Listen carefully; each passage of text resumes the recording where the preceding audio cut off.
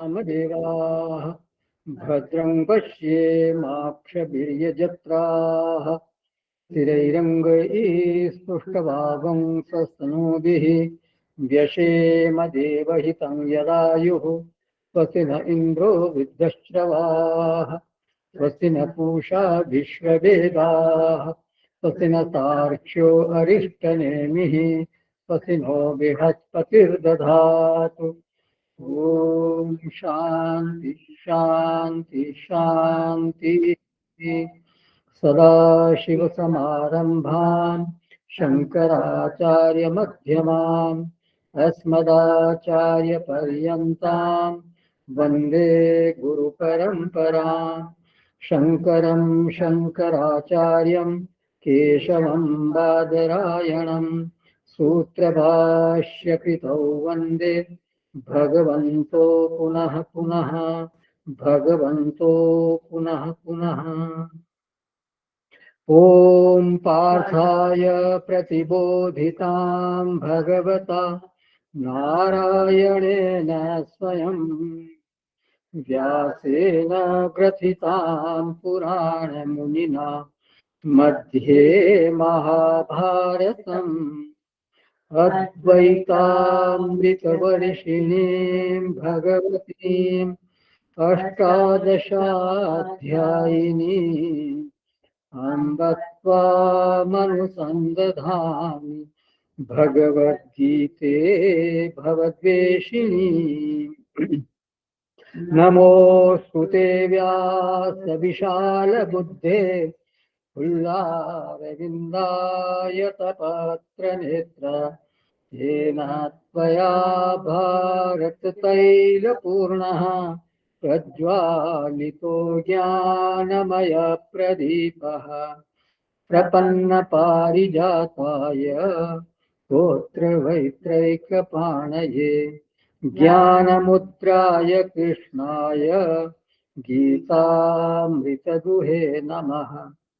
सर्वोपनिषदो गावो दुग्धा गोपालनन्दनः पार्थो वत्सः सुधीर्भोक्ता दुग्धं गीतामृतं महत्। वसुदेवसुतं देवं कंसचाणूरमर्दनं देवकी परमानन्दं कृष्णं वन्दे जगद्गुरुं कृष्णं वन्दे जगद्गुरुं कृष्णं वन्दे जगद्गुरुं। क्या साहब? हरि ओम हरि ओम हरि ओम। हाँ। ओम नमो भगवते वासुदेवाय। ओम नमो भगवते वासुदेवाय। ओम नमो भगवते वासुदेवाय। ओम नमो भगवते वासुदेवाय। ओम नमो भगवते वासुदेवाय। ओम नमो भगवते वासुदेवाय। ओम नमो भगवते वासुदेवाय।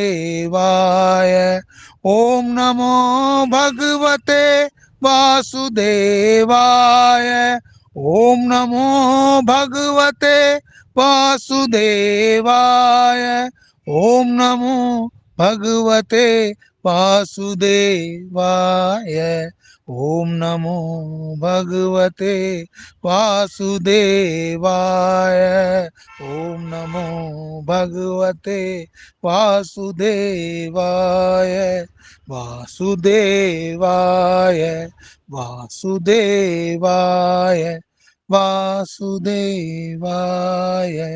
हरि ओम तत्सत। Thank you doctor. तो जो पूर्वार्जित संस्कार हैं, जो पूर्वार्जित कर्म हैं, उनके आधार पर जन्म से ही जीव में चार तरह के स्वभाव देखे जाते हैं। वैसे तो स्वभाव असंख्य हैं, जो गुणों के सम्मिश्रण है वो असंख्य है। जो भी स्वभाव बनता है वो गुणों के सम्मिश्रण से बनता है। और वो सम्मिश्रण असंख्य है। लेकिन भगवान यहाँ पर मुख्य रूप से चार विभाग करते हैं। चिंतन की शैली है वो यही है कि किसी भी चीज को का चिंतन करना है तो उसको वर्ग में विभाजित कर दिया जाए और फिर वर्गानुसार उनका चिंतन किया जाए, तो वो चिंतन जो है और ज्यादा अच्छी तरह से हो सकता है। अब यहाँ विषय है जन्मतः जीव का स्वभाव। मुख्यतः मनुष्य जाति में उत्पन्न जो जीव है उनका बाल्यकाल से ही एक विशेष स्वभाव होता है। जैसे कहते हैं ना, पूत के पग पालने में नजर आते हैं, तो हर एक जीव का एक कोई विशेष स्वभाव नजर आता है बचपन से ही। तो कुछ विशेष गुण होते हैं उसमें, कुछ विशेष प्रवृत्तियां जन्म से ही होती हैं। उन प्रवृत्तियों पर विशेष ध्यान दिया गया और उनको चार भागों में वर्गीकृत किया गया हमारे ऋषियों के द्वारा, और फिर उनकी संज्ञाएं बनाई गई। चार भाग बना दिए और चार चार उनकी संज्ञाएं दे दी गई। तो एक तो बनाया विद्वानों की एक जाति है जो विद्या प्रेमी है, आस्तिक है, जो शम दम तप शौचम आदि स्वभाव वाले हैं, उनको कहा ब्राह्मण। इसी तरह से शौर्यम तेजः धृति दाक्ष्यम युद्धे चापि अपलायनम, तो ऐसा जो स्वभाव वाला जो व्यक्ति है उनको संज्ञा दी, उसको संज्ञा दी क्षत्रिय। फिर तीसरा वर्ग बनाया कृषि गोरक्ष वाणिज्यम, उसको संज्ञा दी वैश्य।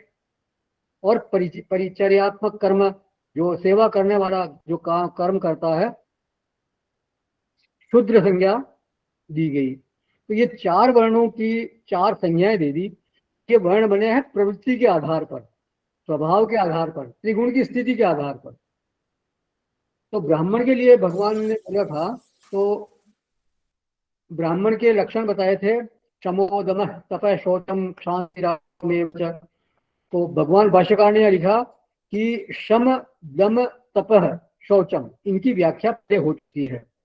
10वें अध्याय में भी आए थे, 13वें अध्याय में, हाँ 10वें अध्याय था बुद्धि ज्ञान सम्मोह क्षमा सत्यम दम क्षमा दम शम दम जो है वहाँ आए थे, उस पर हुई थी। 13वें अध्याय में अमानित्वम अदम्भित्वम अहिंसा क्षांति आर्जवम आचार्योपासनम शौचम। तो शुचि जो है, शुचिता अर्थ अंतर्बाह्य शुचि। शम मतलब मन का निग्रह, मन का संयम। दम मतलब इंद्रियों का निग्रह, इंद्रियों का संयम। फिर तप मतलब धर्म पालन के लिए कष्ट सहना। 17वें अध्याय में 3 तरह के तप बताए गए थे, सात्विक राजसिक तामसिक। फिर शौचम भीतर बाह्य शुचि। तो ये इनकी व्याख्या पहले हो चुकी है। 3 प्रकार के तप 17वें अध्याय में बताए जा चुके हैं, और अंतर्बाह्य शुचि बताई जा चुकी है। फिर शांति माने क्षमा, आर्जवम माने अंतःकरण की सरलता, ये भी 13वें अध्याय में इसकी व्याख्या हो चुकी थी। फिर ज्ञान विज्ञान, शास्त्र का ज्ञान और तदनुसार अनुभव प्राप्त करना। विज्ञान माने जो ज्ञान हुआ उसका अनुभव प्राप्त करना। ज्ञानम विज्ञानम माने, ज्ञानम माने जानने का एक व्यसन है, उसको जानने का एक स्वभाव वो लेके आया है, और इस स्वभाव के कारण उसमें एक स्वाभाविक विद्या प्रेम है, वो विद्या व्यसनी है, एक पेशन है विद्या उसका। उसकी बुद्धि में ये प्रश्न नहीं आता कि ये जानने से मुझको क्या मिलेगा, या इससे क्या मेरा कैरियर बनेगा कि नहीं बनेगा, इतने बड़े बड़े ग्रंथ पढ़ने से क्या होगा। तो इस तरह के प्रश्न उसको नहीं आता।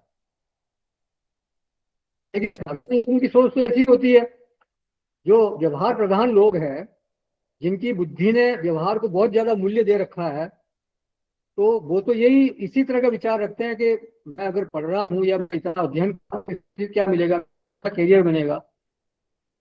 लेकिन वो विद्या व्यसनी नहीं होते। क्यों? क्योंकि व्यवहार के लिए बहुत ज्यादा विद्या की आवश्यकता होती नहीं। तो ये लोग इसी सोच रखते हैं कि बहुत ज्यादा पढ़ने से क्या होगा, जितना हमारा काम चल जाए, जिससे हमारा 2 पैसे आमदनी हो जाए उतना। तो ये जो ब्राह्मण है, जो नाम दिया गया जिस वर्ण का, वो विद्या व्यसनी है। एक विशेष रस की उत्पत्ति होती है उसकी चित्त में विद्या का। तो ज्ञानम माने वो जानता है, और केवल जानता ही नहीं है बल्कि विज्ञानम, शास्त्र के अनुसार उसका अपना अपना अनुभव भी करना चाहता है, जो उसने जाना है उसको अपने अनुभव में लाना चाहता है, और इसके लिए वो निरंतर साधना करता है। उसने जो जाना हुआ है उसका पर्यवसान अनुभव में करना चाहता है। जैसे जान लिया कि भाई जो चीनी है वो मीठी होती है, शक्कर जो है वो मीठी होती है, ये आपको ज्ञान हो गया। लेकिन वो मीठा क्या होता है तो जब खाएगा तब पता चलेगा, तब अनुभव होगा, तब मीठा ऐसा होता है। तो उसी तरह से भी कोई भी चीज उसने जान ली, जानने के बाद उसके तदनुसार उसका अनुभव वो करना चाहता है। तो ये उसका व्यसन है, उसका पेशन है। वो केवल जानकर छोड़ दे तो उससे उसको संतोष होता नहीं। अगर वो आध्यात्मिक पदार्थ है तो वो उसको भीतर में अनुभव करना चाहेगा। यदि उसके लिए अनुष्ठान आदि करने की जरूरत है तो वो फिर अनुष्ठान भी करेगा। कोई यज्ञ आदि का अनुष्ठान हो, जप आदि का अनुष्ठान हो, तब करना हो वो करेगा। ये कोई लाभ हानि देख करके वो नहीं करता, बल्कि ये उसका व्यसन है, उसका पेशन है। माने जिस तरह से कोई व्यक्ति लाभान्वित होकर के जीवन जीता है, उसी तरह से ये विद्यान्वित होकर के जीवन जीता है। जीवन के लिए विद्या नहीं, बल्कि विद्या के लिए इसने अपना जीवन दिया हुआ है। विद्या जीविका के लिए नहीं है, बल्कि इसका जीवन ही विद्या के लिए इसने समर्पित कर दिया।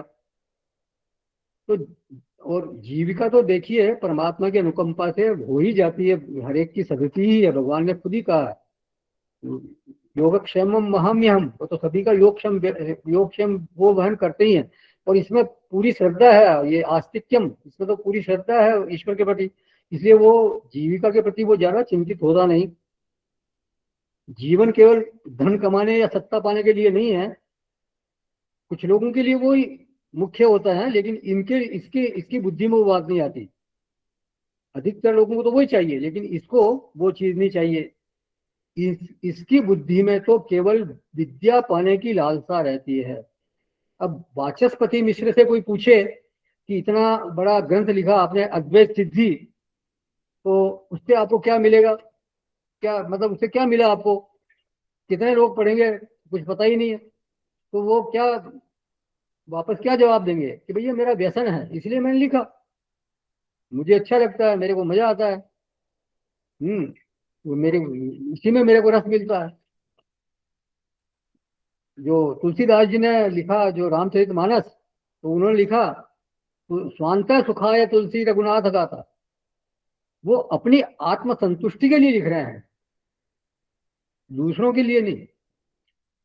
तो विद्या जो है वो उसके जीवन का आधार है, जीवन का रस है। तो ब्रह्म कर्म स्वभावजम, इस स्वभाव वाला जो कोई जीव होता है उसी को ब्राह्मण बोला जाता है। हर किसी को ब्राह्मण नहीं बोल सकते, हर किसी को विद्वान नहीं बोल सकते। उसका जीवन अधिकतर अध्ययन अध्यापन में बीतता है। और ऐसे लोगों के कारण ही जो भारतीय दर्शन है वो इतना समृद्ध है।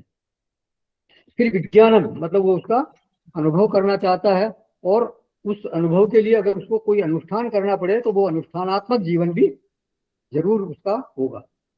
और जब ज्ञान की बात हो रही है उसका मतलब केवल पराविद्या नहीं, केवल ब्रह्म विद्या नहीं, अपरा विद्या भी। अपरा विद्या माने वेद का जो ब्राह्मण भाग और जो उपासना कांड है, वो जो वेद का जो उपनिषद भाग है वो नहीं, वो तो फिर ब्रह्म विद्या है।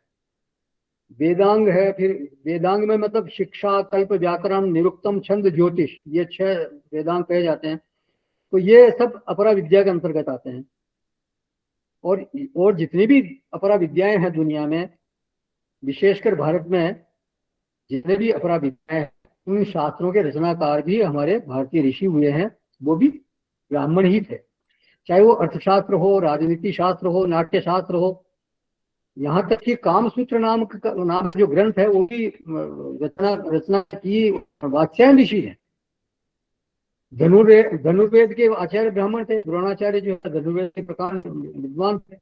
गंधर्व विद्या, मतलब गायन विद्या आदि है, वादन विद्या, ये सब हमारे इसमें भारतीय शास्त्रों में मिलते हैं। इनका इनका उल्लेख होता है, और इनके सबके रचयिता ब्राह्मण ही थे। तो ऐसा एक मनुष्य है जो इस प्रकार के सार लेकर के मनुष्य जीवन धारण करता है। ज्ञानम विज्ञानम, और फिर कहा आस्तिक्यम, आस्तिक्य माने वेद में श्रद्धा है, ईश्वर में श्रद्धा है। अस्थि भाव मतलब श्रद्धा। और अस्थि भाव का एक अर्थ ये भी है कि वो हमेशा सकारात्मक रहता है, पॉजिटिव थिंकिंग होती है उसकी। हर चीज को नहीं कहने वाली वृत्ति उसमें उसकी नहीं होती। जैसे बहुत प्रसिद्ध उदाहरण है ना, एक गिलास में आधा आधा पानी भरा हुआ है, आधा वो एक गिलास जो है वो आधा पानी से भरा हुआ है। तो एक कहता है कि ये आधा खाली है, दूसरा कहता है कि नहीं ये आधा भरा हुआ है। तो ये आधा भरा हुआ जो बोल रहा है वो अस्थि भाव वाला है। अरे मान लो उसकी टांग टूट गई किसी एक्सीडेंट में, तो उससे उसके मुंह से ये नहीं निकलेगा कि ये भगवान ने मेरे साथ क्या किया है, मतलब मेरा क्या होगा। वो यही कहेगा कि बच गए, ये क्या कम है, ईश्वर की कितनी कृपा है कि मैं बच गया। तो इसको बोलते हैं आस्तिक्यम। और एक आदमी हमेशा क्या कहेगा कि ये नहीं मिला वो नहीं मिला, हमेशा मतलब ऐसा होता तो, मतलब ये तो सब ठीक है लेकिन ऐसा होता तो, मतलब उसमें संतुष्टि का भाव कभी होता ही नहीं। तो एक हमारे स्वामी जी बोलते थे कि इस तरह का आदमी जो है वो दरिद्र है, उसके कुछ दुष्ट संस्कार हैं जो उसको जीवन भर परेशान करते हैं। उसके संस्कार उसको खालीपन दिखाते रहते हैं, वो श्रद्धा नहीं कर पाता। इस बात को लेकर के वो दुखी होता रहता है कि मेरे मेरे को ये नहीं मिला वो नहीं मिला। 99 चीजें उसके पास होगी, एक चीज नहीं होगी तो उसका रोना रहेगा। 99 चीजों की खुशी उसको नहीं होगी। तो हमेशा एक शिकायती लहजा रहता है उसके चित्त में। बिना शिकायत के एक दिन भी उसका गुजरता नहीं। जिनको खुश रहने के सामान मयस्सर सब है, उनको खुश रहना भी आए ये जरूरी तो नहीं। तो आस्तिक्यम ये बहुत बड़ी संपत्ति है और ये सत्कर्म का परिणाम है। जब तक सत्कर्म न हो जीवन में तब तक विश्वास को टिकने का आधार मिलता नहीं है। दुष्कर्मी व्यक्ति को किसी पर विश्वास होता नहीं, लेकिन इस जीव ने चूंकि पूर्व शरीर में सत्कर्म किया था, इसलिए वो अपने साथ में कमाई लेकर आया है सत्कर्म की, और इसलिए उसके पास विश्वास के लिए जमीन है, एक आधार है जहां पर कि उसका विश्वास टिक सके, उसकी श्रद्धा टिक सके। देखा जाता है समाज में जन्म से ही कई लोग जो है वो श्रद्धालु होते हैं, और कोई जन्म से अश्रद्धालु भी होते हैं, और कोई बीच के भी होते हैं, श्रद्धा कर तो लेते हैं लेकिन कहते हैं कि जब तुम सिद्ध करोगे, ये सिद्ध हो जाएगी तब मानूंगा। तो एक व्यक्ति ऐसा जिसने श्रद्धा कर ली तो कर ली, फिर बस वो फिर हटने वाली नहीं है।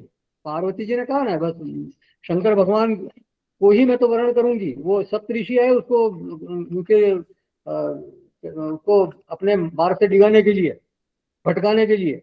लेकिन उन्होंने कहा नहीं, वो तो मैं तो आप कितना ही कहो, मैं उसको उसको उसमें टलने वाली नहीं हूँ। उसने मैंने निश्चय कर लिया कि मैं तो शिव जी का ही वर्ण करूंगा, निश्चय वर्ण करूंगी।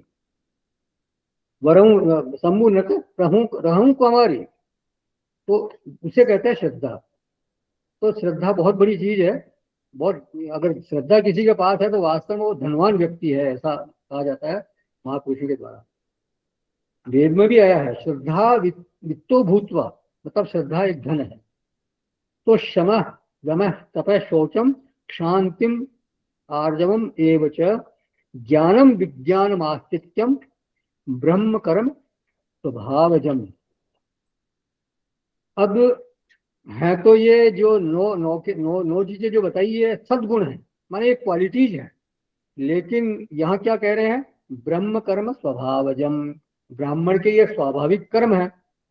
तो कर्म है माने जैसा कि पिछले सत्र में बात हुई थी कि स्वभाव को लेकर के वो अपनी वृत्ति में उतरता है, इस तरह के स्वभाव को लेकर वो अपनी वृत्ति में उतरता है। एक उदाहरण दिया था ना, जैसे किसी यूनिवर्सिटी में या कॉलेज में कैंपस में वो आती है कंपनियां और उनका सिलेक्शन करती है योग्यता देख करके। तो इसकी योग्यता बता दी भगवान ने, तो वो उसी के अनुसार फिर वो उसका वर्तन होगा। तो वो जो मुख्य वृत्ति जो है वो बताई गई थी कि वो तो है स्वरूप निष्ठा माने मोक्ष। उसके बाद फिर वो धर्म संस्कृति अध्ययन अध्यापन संगीत विद्या ये सब उसमें आएगा। फिर तीसरे पे है कि वो शासन के क्षेत्र में भी जा सकता है, और चौथा वो व्यापार आदि करने के लिए भी उसको स्वीकृति दी हुई है। लेकिन चौथी वृत्ति जो शूद्र वृत्ति है उसको उसके लिए वो स्वीकृत नहीं है। तो गुरुदेव ने आजकल के हिसाब से एक नई संज्ञा दी, इंटेलेक्चुअल क्लास, चार क्लासेस बनाई उन्होंने। ये वर्ण को के बजाय उन्होंने कहा कि 4 क्लासेस पूरी दुनिया में है। तो वो है इंटेलेक्चुअल क्लास, मतलब जो बुद्धि प्रधान लोग हैं उनको ये नाम दिया उन्होंने। फिर दूसरा बताया उन्होंने लीडर क्लास, जो एडमिनिस्ट्रेटिव क्लास, प्रशासन आदि देखते हैं या सेना आदि है जो। फिर तीसरा बताया उन्होंने कमर्शियल क्लास, ये जितना वाणिज्य व्यापार करने वाले लोग हैं। फिर चौथा बताया उन्होंने लेबर क्लास। तो कास्ट डिवीजन के बजाय, जाति का विभाग करने के बजाय उन्होंने क्लास डिवीजन बताया उन्होंने कि ये क्लास का डिवीजन है। सारी दुनिया में 4 क्लासेस हर जगह मिलेंगी। There is no country without these 4 classes. लोग कहते हैं ना कि अगर भगवान ने चतुर्वर्ण बनाए हैं, चातुर्वर्ण की रचना की है, भगवान ने कहा चातुर्वर्ण मया सृष्टम। तो जब उन्होंने चतुर्वर्ण बनाए तो वो भारत में ही क्यों है केवल, और वो भी केवल हिंदुओं में ही क्यों है? अगर ये ईश्वरकृत है, परमात्मा ने बनाए हैं, तो फिर इनको वैश्विक होना चाहिए, सब जगह एक जैसे ये वर्ण व्यवस्था सब जगह मिलनी चाहिए। तो देखिए, कास्ट डिवीजन भले ना हो लेकिन क्लास डिवीजन तो है ही है। तो ये बिल्कुल साफ दिखाई देता है हर जगह, हर कंट्री में मिलेगा आपको। तो एक सुसभ्य समाज को सुचारू रूप से चलाने के लिए, उसका संचालन सुचारू रूप से हो, उसके लिए ये क्लास का विभाग जरूरी है। इस तरह से विभाग होना जरूरी है, चाहे भले उनको आप वर्ण नाम न दो या इस तरह से ब्राह्मण क्षत्रिय न कहो, लेकिन ये क्लासेस तो जरूर होगी ही होगी। लेकिन इसमें थोड़ा भेद है, वो जरूर जानना चाहिए। वर्ण में और क्लास में क्या भेद है वो थोड़ा सा हमें समझना चाहिए। एक बहुत विद्वान व्यक्ति है, मानो बहुत पढ़ा लिखा है, इंटेलेक्चुअल है, तो उसमें विद्या होने से क्या उस ब्राह्मण संज्ञा बन जाएगी क्या? ये बिल्कुल जरूरी नहीं है, ऐसा नहीं कहा सकता। उसका मोटिव देखना पड़ेगा, उसके पीछे वो क्या भाव रखता है वो देखना होगा। कोई व्यक्ति बहुत बड़ा साइंटिस्ट है, बहुत बड़ा डॉक्टर है या इंजीनियर है, अगर उसका इंटेंशन पवित्र नहीं है, उसका मोटिव अगर प्योर नहीं है, तो फिर वो ब्राह्मण नहीं कहला सकता। केवल विद्वान होने मात्र से कोई ब्राह्मण नहीं हो जाता। ये जो 4 अंग्रेजी शब्द दिए ना, जो व्यावहारिक लोगों को समझाने के लिए तो ठीक है कि भाई 4 तरह के वर्ण, ये वर्ण के बजाय आप ये समझ लो कि ये इंटेलेक्चुअल क्लास और एडमिनिस्ट्रेटिव क्लास और कमर्शियल क्लास और लेबर क्लास, ये ठीक है। लेकिन वर्ण शब्द का मर्म भी हमारे को जानते रहना चाहिए। ब्राह्मण शब्द जो है वो विद्वान का पर्यायवाची नहीं है। रावण भी विद्वान था, ब्राह्मण कुल में पैदा हुआ था, लेकिन वो राक्षस कहलाया। भले ही वो ब्राह्मण था लेकिन उसका वर्ण जो है वो राक्षस कहा गया उसको। अमेरिका में जो 9/11 की घटना हुई थी 2000 सन 2000 या 2001 में, तो वो जो कोई काम किया जिस व्यक्ति ने, कोई मूर्ख आदमी थोड़ी था, वो पढ़ा लिखा था। ओसामा बिन लादेन इंजीनियर था। अभी दिल्ली में बम ब्लास्ट हुआ था, आप सब मालूम है, तो उसके पीछे कितने डॉक्टर पकड़े गए। तो एक डॉक्टर हो, चाहे इंजीनियर हो, साइंटिस्ट हो, अगर वो डिस्ट्रक्टिव माइंड का है तो फिर वो उसको ब्राह्मण नहीं कह सकते। ये जो शम दम तप आदि सारे गुण विद्वान में हो जाए हो ये जरूरी नहीं है। तो प्योरेस्ट इंटेंशन हो, प्योरेस्ट मोटिव हो, वो आना चाहिए। वो सारे गुण जिसमें होंगे, जैसे शम दम तप शौचम शांति आर्जवम ज्ञानम विज्ञानम आस्तिक्यम, तो वो ये गुण जिस मनुष्य में होंगे, फिर वो ही ब्राह्मण कहलाने के योग्य हो सकता है। तो पढ़े लिखे लोग हो सकते हैं, वो बुद्धिमान हो, लेकिन किसी सीमा तक उसमें दम शम दम तप आदि भी होगा। कोई बुद्धिमान है और उसमें शम दम तप आदि भी है, लेकिन मोटिव के लेवल पे, अगर उसका इंटेंशन के लेवल पे अगर वो बात नहीं है जो कि होनी चाहिए ब्राह्मण के जैसे, तो फिर वो ब्राह्मण नहीं कहला सकता। वो लोग समझदार होंगे, वो ज्यादा ही समझदार होंगे, बल्कि इनको कह सकते हैं वो डेढ़ होशियार होंगे, लेकिन फिर उनमें सरलता नाम की चीज नहीं होंगी, वो चालाक होंगे, उनके मन में कपट होगा। और अगर चालाकी है, कपट है, तो फिर तो आर्जवम वाला गुण तो खत्म हो गया, है ही नहीं वहां पे। तो फिर वहां ब्राह्मण संज्ञा नहीं बन सकती। उसी तरह से अन्य जो वर्ण है उनमें भी यही बात लागू होगी। क्षत्रिय में, वैश्य में, शूद्र में भी अगर उनके अनुसार जो उनमें गुण होने चाहिए, क्वालिटीज होनी चाहिए, अगर वो नहीं है तो फिर वो नहीं कहला सकते हैं। कोई डाकू है, वो उसमें शौर्य भी होगा, उसमें बहादुरी होगी, हाँ, और हो सकता है वो हमला करने में और वो भागे भी नहीं, वो सब ठीक है, लेकिन उसमें फिर वो क्षत्रिय नहीं कहला सकता, क्योंकि वहां उसका मोटिव गलत है।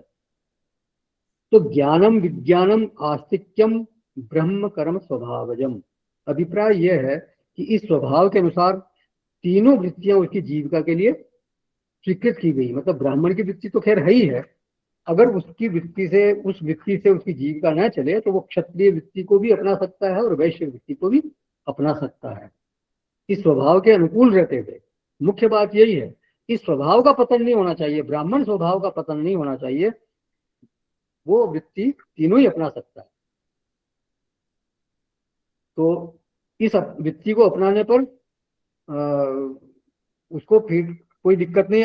हाँ, शूद्र के लिए वो उसके लिए स्वीकृत नहीं है शूद्र वृत्ति, क्योंकि अगर शूद्र वृत्ति अगर वो अपनाता है तो फिर किसी न किसी को उसको अधीन रहना पड़ेगा, तभी तो परिचर्यात्मक कर्म करेगा, तभी सेवा कर्म करेगा। और उस दशा में क्या होगा, उसके बुद्धि पर एक बोझ आ जाएगा, एक आघात लगेगा। माने जिस कारण से ब्राह्मण संज्ञा बनी, वो बुद्धि ही फिर एक तरह से चोटिल हो जाएगी, कहीं न कहीं पूरी तरह से आहत हो जाएगी।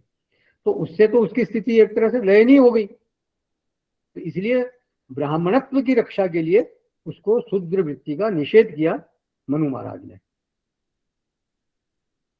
उसे अपनी जीविका बाकी तीनों वृत्तियों से चलानी है, शूद्र वृत्ति का से उसको जीविका नहीं चलानी है। अब क्षत्रिय को देखें तो शौर्यम, भाष्यकार ने अर्थ किया शूरस्य भाव, शूरवीरता का भाव है उसमें, बहुत एकदम शौर्य है। फिर तेज है, प्रागल्भम, प्रागल्भ्यम माने दूसरे के सामने पराजित न होना, पराभूत न होना, इस तरह का स्वभाव उसमें, किसी के सामने वो झुकने का स्वभाव नहीं है, पराभूत होने का स्वभाव नहीं है। लेकिन ध्यान रखें, यहाँ पर बड़ों की बात नहीं हो रही है, अपने से अगर बड़े हैं, अपने से जैसे माता पिता है, गुरु है, कोई आदरणीय पुरुष है, उनके सामने तो विनम्र रहना ही है। लेकिन अगर कोई समान कोटि का है या कोई शत्रु स्वभाव वाला व्यक्ति सामने है, तो उसके सामने पराभूत नहीं होने का स्वभाव, उसके सामने बिल्कुल बिल्कुल वो झुकता नहीं है, प्रागल्भ्यम। फिर धृतिम, देखिए यह धृति सात्विक राजसिक तामसिक वाली बात नहीं है। धृति का बड़ा साफ लक्षण किया भाष्यकार ने, धारणम सर्वावस्थासु अनवसादो भवति यया धृत्या उत्ताम्भितस्य। बोले धृति माने धारणा शक्ति, जिस शक्ति से उत्साहित हुए मनुष्य का सभी अवस्थाओं में अनवसाद होता है, अवसाद बिल्कुल नहीं रहता उसमें, मतलब शोक का अभाव है, किसी प्रकार की कमजोरी का भाव वहां नहीं है, मन में कभी हारने का भाव नहीं आता।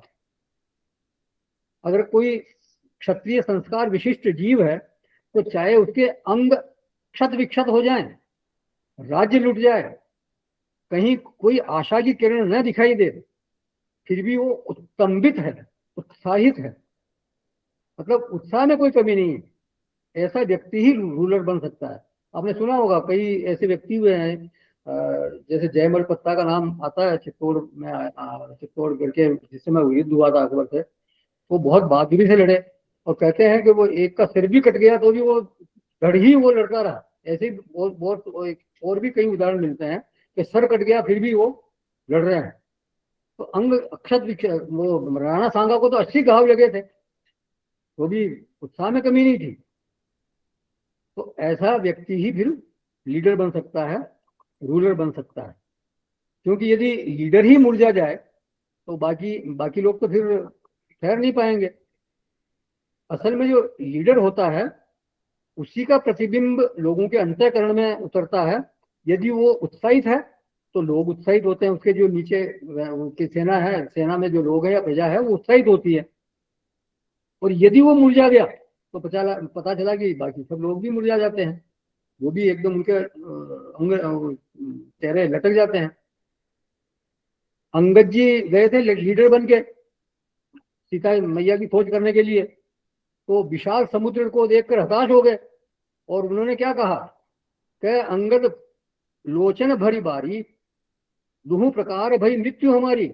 हम तो दोनों तरफ से मारे गए, यहाँ भूख से मर जाएंगे और वापस जाएंगे तो सुग्रीव हमें मार डालेगा।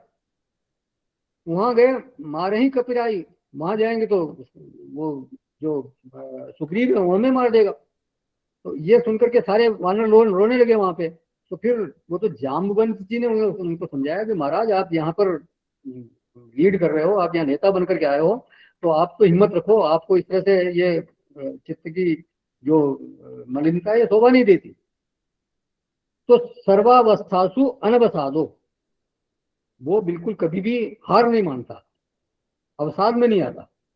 फिर दाक्ष्यम, भाष्यकार अर्थ करते हैं यहाँ पे, दक्षस्य भाव है सहसा प्रत्युपन्नेषु कार्येषु अव्यामोहेन प्रवृत्ति ही। बोले दाक्ष्यम माने दक्षता, सहसा प्राप्त हुए कार्यों में बिना घबराए प्रवृत्त होने का स्वभाव। कोई भी कार्य अचानक भी उसको सामने आ जाए तो बिना घबराए वो तुरंत उसमें प्रवृत्त हो सकता है। माने सहसा कोई विकट परिस्थिति भी अगर आ गई तो वो बिना विचलित हुए निर्णय लेने में समर्थ है, बिना किसी संशय के वो निर्णय ले सकता है। इस तरह का दक्षता का भाव है उसमें, तो ये है दाक्ष्यम।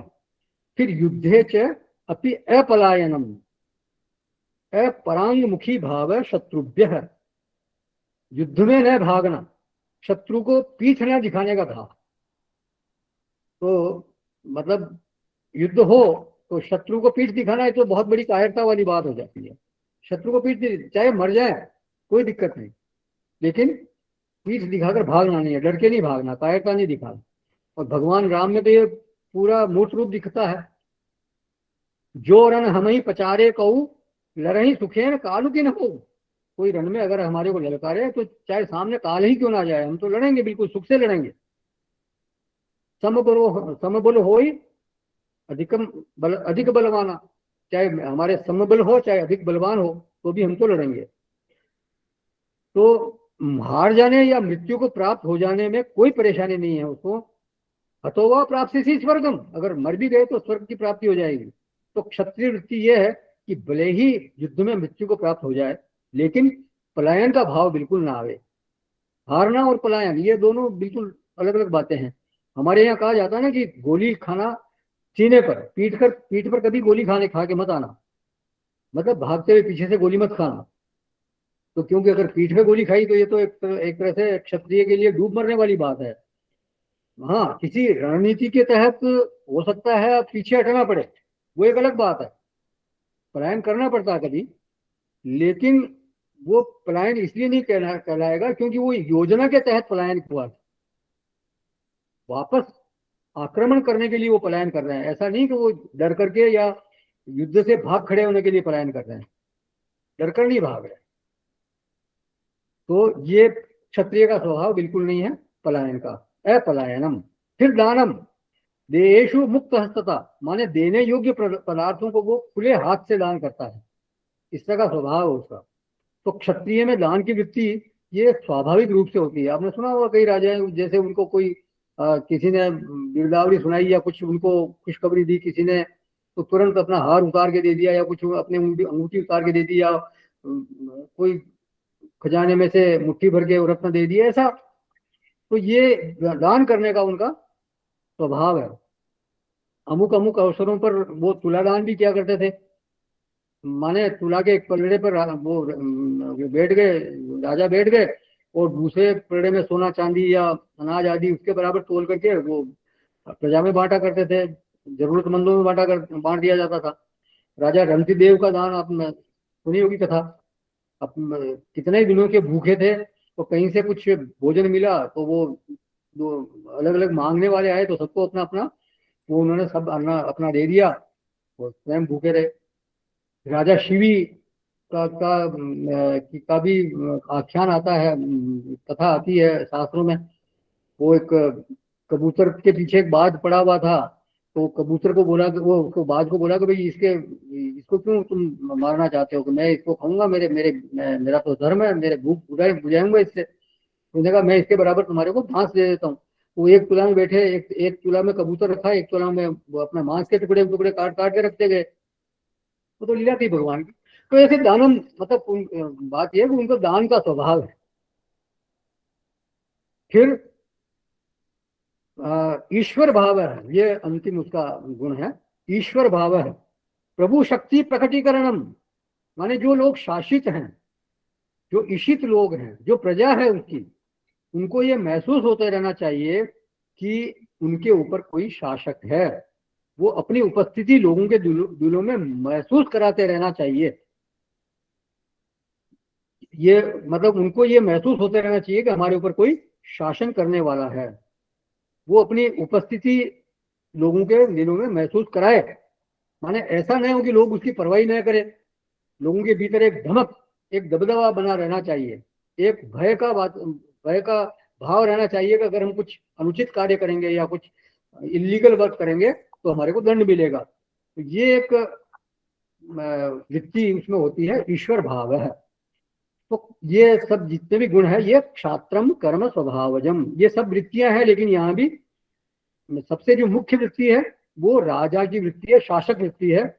और इनके लिए भी मनु महाराज ने, क्षत्रियों के लिए भी मनु महाराज ने कहा कि अगर क्षत्रिय वृत्ति से इनका काम न चले, जीविका न चले, तो ये वैश्य वृत्ति इनको स्वीकृत है। वैश्य का कर्म भी ये कर सकते हैं। लेकिन वैश्य वृत्ति में फिर ये फेल ही होंगे, क्योंकि इनका तो स्वभाव है, शूर स्वभाव है। जबकि वैश्य वृत्ति में बिल्कुल नम्र स्वभाव चाहिए। तो अगर ये ग्राहक से लड़ाई करने लगेंगे तो फिर व्यापार कैसे चलेगा। तो खैर जैसे भी, लेकिन उनको स्वीकृत है, मतलब वैश्य वृत्ति क्षत्रिय के लिए स्वीकृत की गई है। तो शौर्यम तेजो धृति दाक्षम युद्धे च अपि अपलायनम दानम ईश्वर भावश्च शास्त्रम कर्म स्वभावजम। तो ये ब्राह्मण और क्षत्रिय के जो गुण बताए गए, क्वालिटीज बताई गई, उनके अनुसार वो फिर अपनी वृत्ति का पालन करते हैं। अब आगे है वैश्य वर्ण कैसा है और शूद्र वर्ण कैसा है, ये 44वें 45वें श्लोक में बताया है।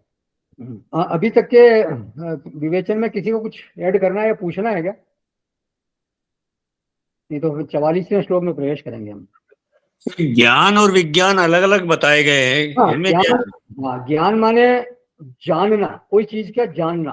और विज्ञान माने जो चीज जानी हुई है उसका भीतर में अनुभव करना। जैसे मैंने उदाहरण दिया था कि चीनी मीठी होती है, किसी ने आपको बताया, आपने चीनी चखी नहीं मान लीजिए, कभी आपने देखा भी नहीं चीनी को, और आपको बताया गया कि चीनी मीठी होती है। अब आपको बताया भाई ये चीनी ये है और ये मीठी होती है।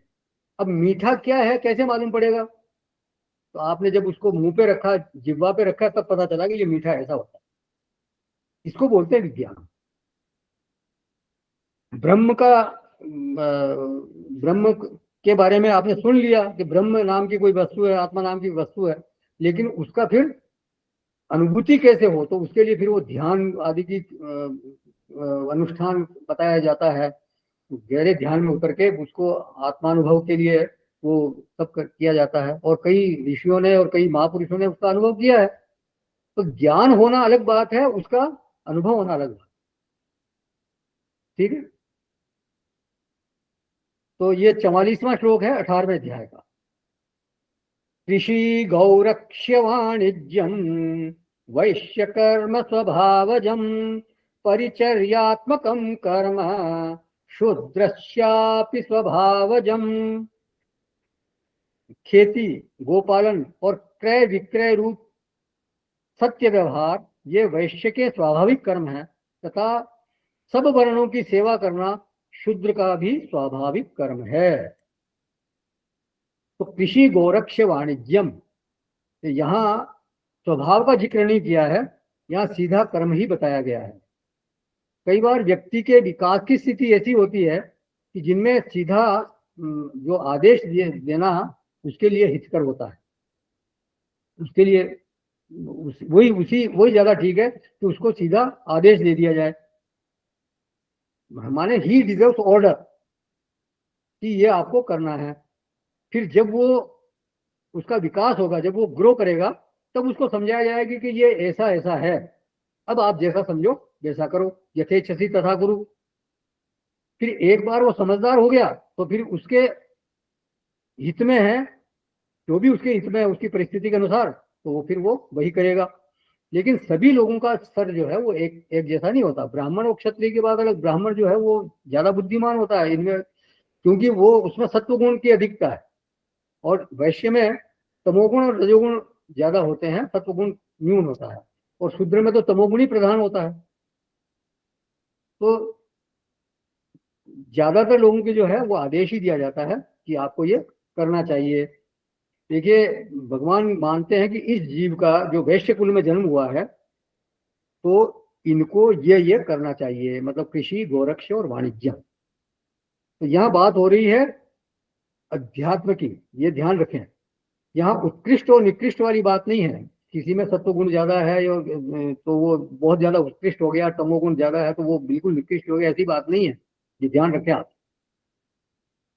ऐसे समझें इसको कि ये चारों रोगी हैं, मतलब चारों पेशेंट हैं।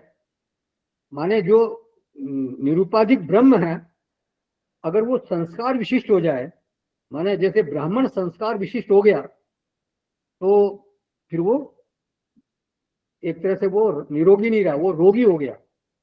फिर क्षत्रिय, वैश्य, शूद्र, ये इनके संस्कार से विशिष्ट हो गया, तो वो भी एक तरह से रोगी है। तो ब्राह्मण भी रोगी है, क्षत्रिय भी रोगी है, वैश्य भी रोगी है, और शूद्र भी रोगी है। रोगी कौन है? ब्रह्म, जो निर्गुण निरुपाधिक ब्रह्म है, वो उसमें ब्राह्मण संस्कार विशिष्ट होते ही एक तरह से वो कंटेमिनेटेड हो गया, रोगी हो गया।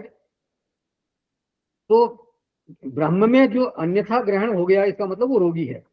तो इसलिए किसी वर्ण को उत्कृष्ट कहना या किसी को निकृष्ट कहना, ये ऐसे ही है जैसे अस्पताल में अलग अलग तरह के रोगी हैं, उनको आप किसी को कहोगे ये तो उत्कृष्ट रोगी है या निकृष्ट रोगी है। तो आध्यात्मिक संदर्भ में इस तरह की बात करना बिल्कुल उचित नहीं है।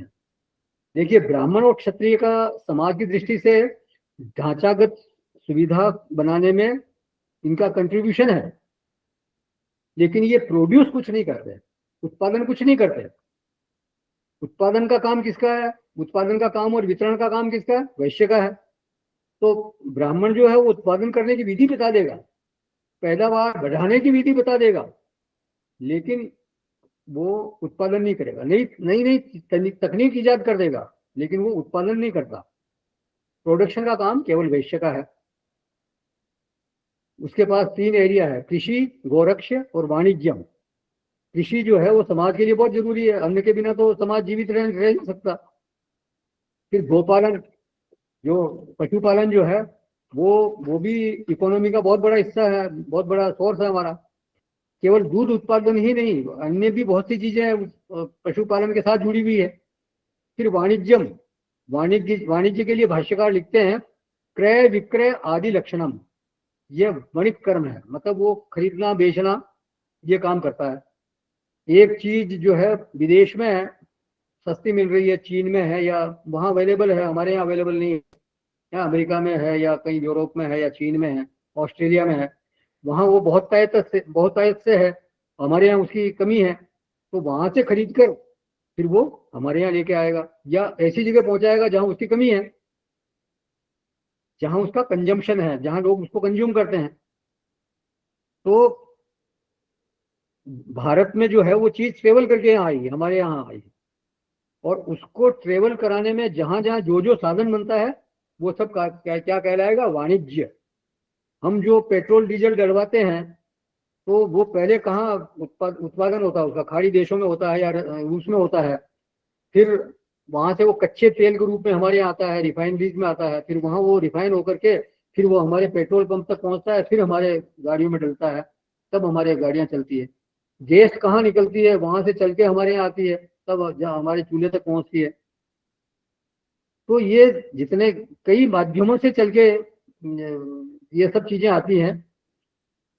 तो एक चेन है, एक श्रृंखला है, और वो हर पॉइंट पे जिसका जो जो अंश बनता है वो अपना अपना ले लेता है। मतलब जिसका जैसा जैसा हिस्सा बनता जाता है वो अपना लेता जाता है। जहाँ जैसे जहाँ उत्पादन हो रहा है वहां उसका जितना बना वो ले लिया, फिर उत्पादन वाले लॉजिस्टिक में आया तो लॉजिस्टिक वाले ने अपना ले लिया, फिर जिसने यहाँ खरीदा उसका जो अपना मुनाफा था वो उसने ले लिया, आगे से आगे वो अपना अपना हिस्सा लेते रहते हैं। तो हम इस तरह से हम किसी को उत्कृष्ट या किसी को निकृष्ट कहें, ये बात बिल्कुल सही नहीं है। समाज में जो रोग आया वो इसी वजह से आया। मतलब ये प्रारंभ में जब भगवान ने वर्ण व्यवस्था की रचना की, जब चातुर्वर्ण्यम मया सृष्टम गुण कर्म विभाग है, तो वहां उस समय उत्कृष्ट निकृष्ट वाली बात नहीं थी उस काल में। ये बाद में मध्य काल में कुछ स्वार्थी तत्वों ने इसको उत्कृष्ट निकृष्टता का रूप दे दिया, और फिर बहुत ही विकृत रूप उसका समाज में देखने को मिला हमारे को। क्योंकि समाज में देखिए हर व्यक्ति कंट्रीब्यूट करता है। समाज रूपी शरीर जो है, ये समाज रूपी शरीर के ये चारों वर्ण अलग अलग अंग हैं उसके। अब शरीर में कोई अंग उत्कृष्ट हम कहें और कोई निकृष्ट है, ऐसा कैसे कह सकते हैं कि सर को हमारा उत्कृष्ट है और पैर हमारे निकृष्ट है? ऐसा नहीं कह सकते, क्योंकि हर एक का अपना अपना महत्व है। तो समाज में हर वर्ण का अपना अपना महत्व है, कोई ऊंचा नीचा नहीं है। और इसी तरह से शूद्र वर्ण का फिर वहां कर्म बताया, परिचर्यात्मक कर्म। भाष्यकार ने लिखा शुश्रूषा स्वभावम, माने सेवा रूप कर्म जो है वो शूद्र का स्वाभाविक कर्म है। अब चूंकि शूद्र तमो प्रधान होता है, इसलिए वो बहुत ज्यादा बौद्धिक कर्म नहीं कर सकता, और इसलिए वो सेवा कार्य ही कर सकता है, शारीरिक श्रम ही कर सकता है। इसलिए उसके लिए कहा गया तुम्हें सेवा करनी है। इसी से उसका उत्थान होगा। सेवा करेगा तब उसका धीरे धीरे फिर वो तमोगुण क्षय होगा, और तमोगुण से फिर वो रजोगुण में जाएगा, रजोगुण से सत्वगुण का फिर आगे बढ़ता जाएगा।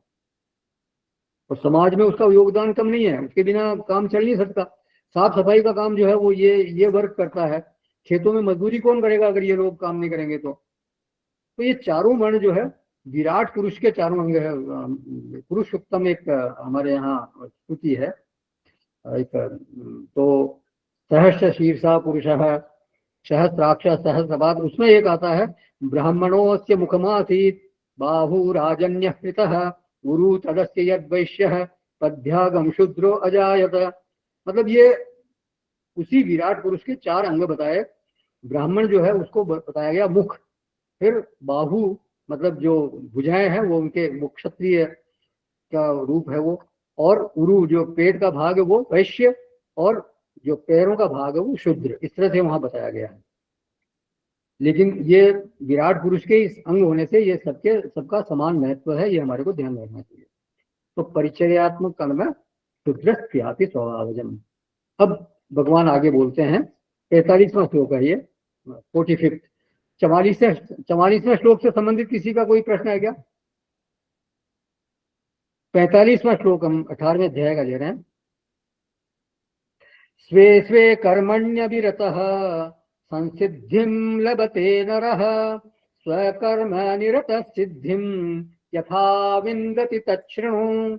अपने अपने स्वाभाविक कर्मों में तत्परता से लगा हुआ मनुष्य भगवत प्राप्ति रूप परम सिद्धि को प्राप्त हो जाता है। अपने स्वाभाविक कर्मों में लगा हुआ मनुष्य जिस प्रकार से कर्म करके परम सिद्धि को प्राप्त होता है, उस विधि को तू खोल।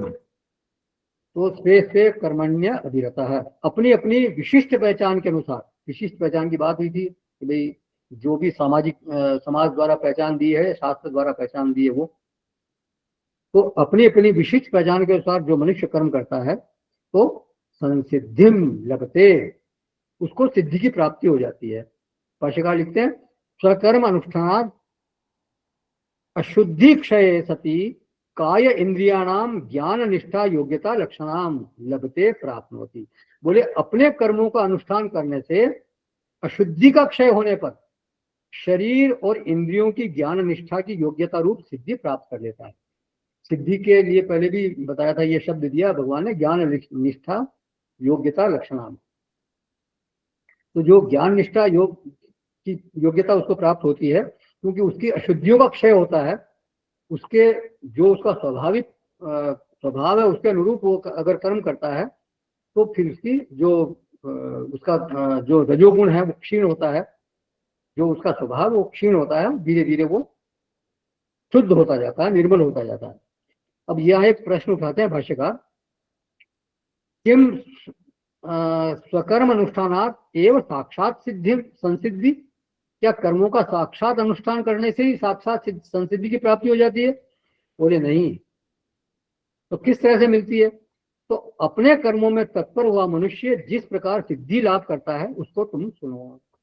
मतलब अपने अपने कर्मों में जो निरत है तो वो किस प्रकार से सिद्धि उसको मिलती है वो तुम सुनो। वो फिर 46वां श्लोक है उसका, जिसके बारे में हमारे पहले चर्चा हो चुकी है। यतः प्रवृत्ति भूतानाम येन सर्वमिदं ततम्, तो स्वकर्मणा तमभ्यर्च्य सिद्धिं विन्दति मानवः। तो ये विस्तार से हम पहले देख चुके हैं, लेकिन इसमें एक बात और है कि जब कर्म से अर्चना होती है, स्वकर्म से अर्चना करता है मनुष्य, तो कर्म जो है वो क्या हुआ? पुष्प स्थानी हुआ। फूल है कर्म, मतलब एक तरह से पुष्प है। तो कर्म स्वकर्म तो है ही है, मतलब वो स्वकर्म तो बने ही बने, लेकिन साथ ही वो स्वकर्म ऐसा हो जो ईश्वर की अर्चना करने के लिए वो पुष्प हो, ईश्वर की अर्चना के लिए वो चढ़ाने लायक हो। देखिए कूड़ा करकट जो है वो भगवान को नहीं चढ़ाया जा सकता, कोई कचरा पट्टी कोई थोड़ी चढ़ाएंगे अपन। तो अपने कर्मों में जो है वो पुष्प की, अपने कर्मों को पुष्प बनाना है। तो पुष्प कैसा होता है? पुष्प कोमल होता है, तो अपने कर्म में कोमलता का तत्व लाना जरूरी है। अगर कोई कर्म पूजा का पुष्प बनाना है तो उसमें पुष्प धर्म का आपादन तो करना ही पड़ेगा ना हमारे को। तो उसमें कोमलता होनी चाहिए, मतलब हमारा कर्म ऐसा हो जो किसी को चुभे नहीं, किसी को वो आहत ना करे, किसी को खटके नहीं। फिर उसमें खूबसूरती हो, माने उसमें अच्छे ढंग से किया जाए, देखिए एकदम परफेक्शन हो उसमें। जो भी काम मिला है उसको पूरी तन्मयता से किया जाए, पूरी लगन से किया जाए। उसमें आध्यात्मिक पवित्रता का तत्व है, वो हमेशा हमारा उसमें आधार बने रहना चाहिए, मतलब उसमें पवित्रता होनी चाहिए। अगर वो पवित्रता का तत्व कहीं मिस हो रहा है तो फिर उसमें खूबसूरती वो बिगड़ जाएगी, ये ध्यान रखें आप। तो कर्म को यदि पुष्प बनाना है तो उसमें परफेक्शन होना चाहिए, उसमें कोमलता हो, उसमें खूबसूरती वाला तत्व हो, और भाव संशुद्धि हो, मतलब पवित्रता हो उसमें। मतलब बिल्कुल पवित्रता वाला तत्व तभी आएगा जब आपका भाव शुद्ध होगा।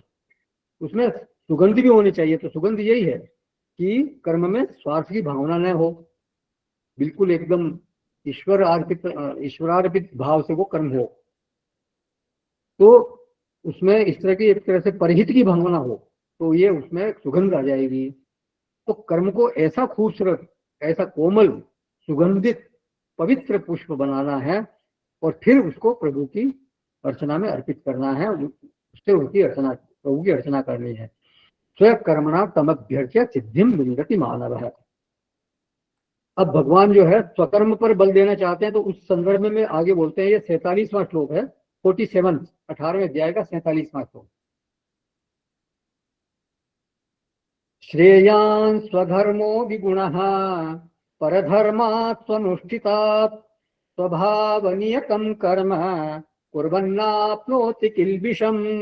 अच्छी प्रकार आचरण किए हुए दूसरे के धर्म से गुण रहित भी अपना धर्म श्रेष्ठ है, क्योंकि स्वभाव से नियत किए हुए स्वधर्म रूप कर्म को करता हुआ मनुष्य पाप को प्राप्त नहीं होता।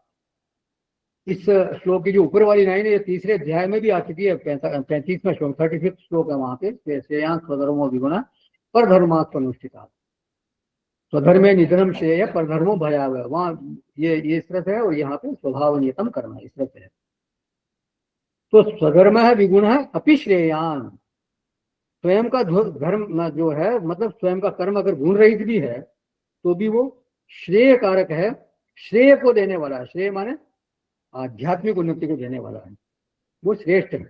किसकी अपेक्षा से वो श्रेष्ठ है? बोले परधर्मात् सुअनुष्ठितात्, दूसरे का बहुत अच्छी तरह से अनुष्ठान किया हुआ धर्म हो या कर्म हो, तो उस सुअनुष्ठित धर्म से ये हमारा भले कमजोर है लेकिन वो श्रेष्ठ है। देखिए यहाँ अच्छा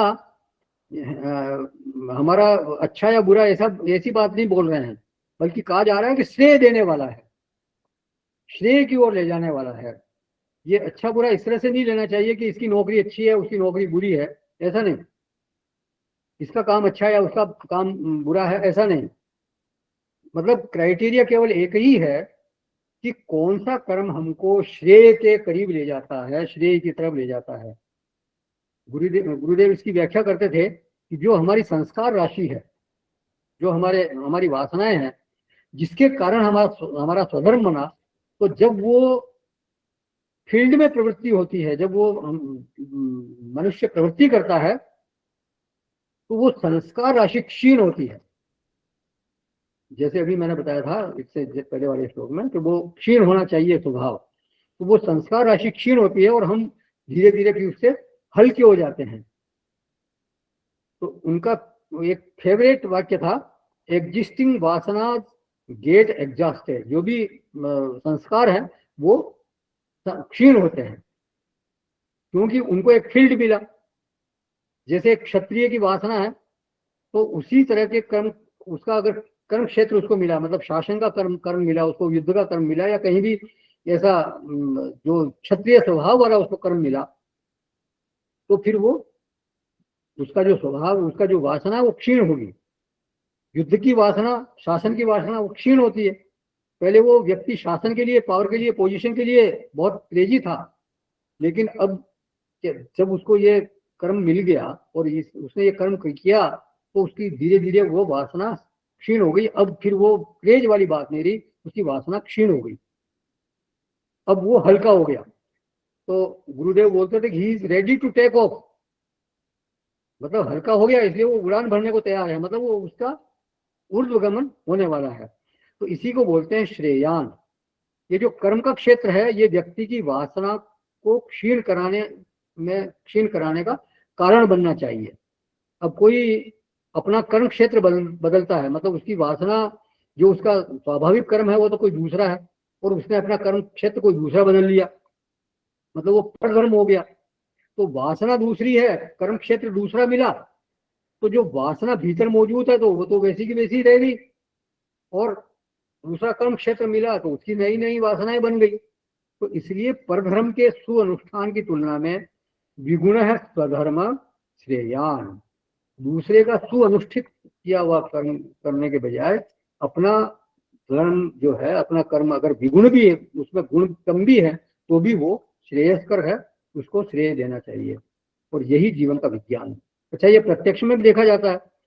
वैश्य में वैराग्य है, क्षत्रिय में वैराग्य, या ब्राह्मण में तो खैर सहज रूप से वैराग्य होता ही है, लेकिन क्षत्रिय, वैश्य, शूद्र में जो वैराग्य आता है, माने वासना जो क्षीण होती है, वो क्यों हुई? कि उनको जो उनका क्षेत्र था उसी तरह कर्म मिला, और इससे उनकी वासना क्षीण हुई और उनमें वैराग्य की उत्पत्ति हुई। और वैराग्य आना चाहिए, ऐसा कहते हैं शास्त्रों में, परीक्ष लोकान कर्म चिदान ब्राह्मण निर्वेदम आयात। तो अब क्या होता है कि उसको सत्संग अच्छा लगता है, साधन भजन में मन लगता है, क्यों? क्योंकि वो खाली हो गया, क्योंकि वासना का क्षय हो गया। तो कर्म का जो क्षेत्र है वो एक तरह से अनलोडिंग सुविधा है। इसका उद्देश्य केवल अभ्युदय नहीं है, बल्कि असल में वो निश्रेय को देने वाला है। वासना क्षीण हो जाए, न्यून हो जाए, चित्त जो है वो निर्वासन हो जाए, और फिर व्यक्ति जो है वो टेक ऑफ के लिए योग्य बने, मतलब उसका ऊर्ध्वगमन होने लगे। फिर बोलते हैं स्वभाव नियतम कर्म। बस 1-2 मिनट और। कुर्बन, स्वभाव नियतम कुर्बन। तो स्वभाव से जो नियत कर्म है उनको करते हुए क्या होता है? किल्बिषम न आपनोति, वो पाप को प्राप्त नहीं होता। पापम का अर्थ यहाँ पाप पुण्य वाला पाप नहीं है, बल्कि पाप माने मोक्ष विरोधी है। पाप का मतलब यहाँ अर्थ है कि वो मोक्ष को देने वाला नहीं, श्रेय विरोधी है। तो श्रेय विरोधी जो है किल्बिषम न आपनोति, तो यहाँ नरक देने वाले पाप की बात नहीं है, श्रेय विरोधी पाप की बात है। माने अगर देवलोक में भी चले जाएं, स्वर्गलोक में भी चले जाएं, तो देखिए वास्तव में तो क्या हुआ, श्रेय से तो वंचित हो गए ना। जो मोक्ष जो मिलना चाहिए तो वो हुआ नहीं। स्वर्गलोक क्या है? वो भोग है वहां पे, फिर वो क्षीण पुण्य, मरते लोकों में भी शांति, फिर वापस आना पड़ेगा। तो मोक्ष नहीं हुआ, इसका मतलब वो श्रेय से विचलित हो गया, वो अलग हो गया।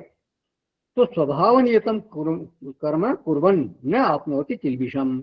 लेकिन इसमें एक बात का ध्यान रखें कि स्वभाव नियतम कर्म जब अर्चना रूप बनते हैं तब वो किल्बिषम न आपनोति, मतलब जो आपका कर्म है वो अर्चना रूप बने, अर्चना का पुष्प बने, तब वो फिर किल्बिषम न आपनोति।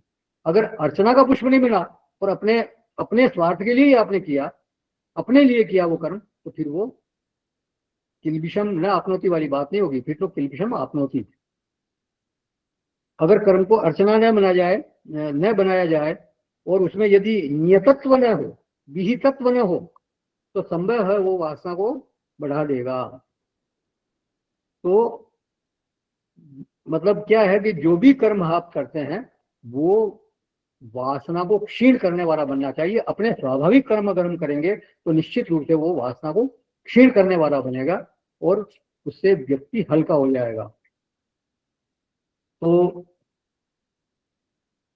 कर्म में विहितत्व होना चाहिए और वो कर्म जो है अर्चना रूप होना चाहिए। वो कर्म जो है ईश्वर के लिए अर्चना के पुष्प बनने चाहिए। और भी आगे इस पर चर्चा करेंगे। किसी का कोई प्रश्न हो तो पूछें, या कोई से ऐड करना हो तो ऐड करें, नहीं तो फिर समापन करेंगे। कहीं भाई जाइएगा? जी, हेलो। हाँ हेलो भाई जी, हाँ बताएं। आपने बताया ये दो चीजों में जो है स्वभाव से नियत किए हुए सब धर्म कर्म को करता हुआ मनुष्य पाप को नहीं प्राप्त करता। थोड़ा एग्जाम्पल देके बताइए। जैसे सत्संग अच्छा लगता है। हाँ बिल्कुल। नहीं देखिए, मैं क्या कह रहा हूँ, सत्संग अच्छा लगता है टेक ऑफ के लिए आपने वर्ड यूज किया, टेक ऑफ के लिए। हाँ देखिए, सत्संग तब अच्छा लगेगा जब आपके वासनाएं क्षीण हो जाएगी। जब तक वासनाएं क्षीण नहीं हुई है तब तक तो आदमी अपने वो कर्मों में फंसा रहेगा। बहुत से लोग 70 साल के हो गए, 80 साल के हो गए, और उनको कहेंगे भाई कुछ सत्संग वगैरह गीता वीता में हमारी क्लास में जुड़ा करो, या कुछ और कोई सत्संग करो, स्वाध्याय किया करो ना, अभी फुर्सत नहीं है मुझे में। तो सत्संग करो तो उसकी वासनाएं क्षीण हो गई है। लेकिन जो मैं बात कर रहा था वो ये है कि अगर व्यक्ति पुण्य कर्म करता है, सत्कर्म कर रहा है, लेकिन उसका मोटिव है कि मैं पुण्य कार्य करके स्वर्ग प्राप्त करूं, तो स्वर्ग प्राप्त मिलेगा तो वहां भोग ही करेगा, और पुण्य क्षीण होने पर वापस उसको मृत्यु लोक में आना पड़ेगा, मतलब मोक्ष तो नहीं हुआ उसका। इसलिए वो भी फिर पाप रूप ही कहा जाएगा, वो किल्बिष कहा जाएगा।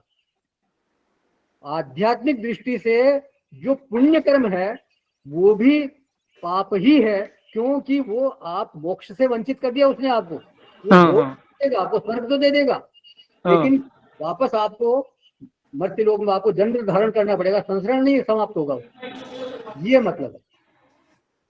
ठीक है जी। वैसे दोनों श्लोक इंटरकनेक्टेड है, 47 और 48, और सुनेंगे। हाँ वो फिर आगे और चर्चा होगी इस पे। हाँ जी, ठीक है भाई जी, थैंक यू। ठीक है, और किसी का कोई प्रश्न है? नहीं भैया, जाने दीजिए। ठीक है। ओम पूर्णमिदं पूर्णात् पूर्णमुदच्यते पूर्णस्य पूर्णमादाय पूर्णमेवावशिष्यते। ओम शांति शांति शांति। हरि ओम श्री गुरुभ्यो नमः। हरि ओम।